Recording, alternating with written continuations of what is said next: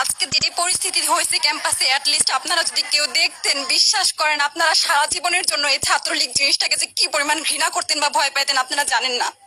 এরা আমাদের সামনে রড দিয়ে পিটায়া, ছেলেগুলারে রড দিয়ে পিটায়া একদম আধা মরা করে ফেলছে। তারা এসে আমাদের পেছনে লুকাইছে, আমাদের বোরকার পেছনে, আমাদের ওড়নার পেছনে লুকায় বলে, আপু আমাদের একটু লুকায় রাখেন, আমাদের ওরা মাইরা ফেলবে, আমাদের বাঁচান আপু বাঁচান। আমরা তাদের ওড়না দিয়ে বোরকা দিয়ে লুকায় রাখছি, সেইখান থেকে আমাদের ধাক্কা দিয়ে ফেলে দিয়ে তাদের বের করে আবার মাথায় রড দিয়ে মারছে।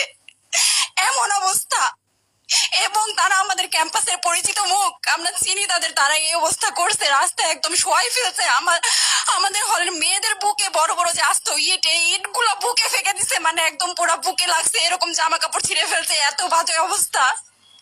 অথচ আমার ব্যাচমেট, আমরা যাদের সাথে ক্লাস করি, একসাথে বসি, আমি তাদের একটা কথা বলতে দেখি না এগুলো নিয়ে, একটা কথা না। এবং তাদের নিউজ ফিডে গেলে দেখবেন তারা এখন এগুলাই সাপোর্ট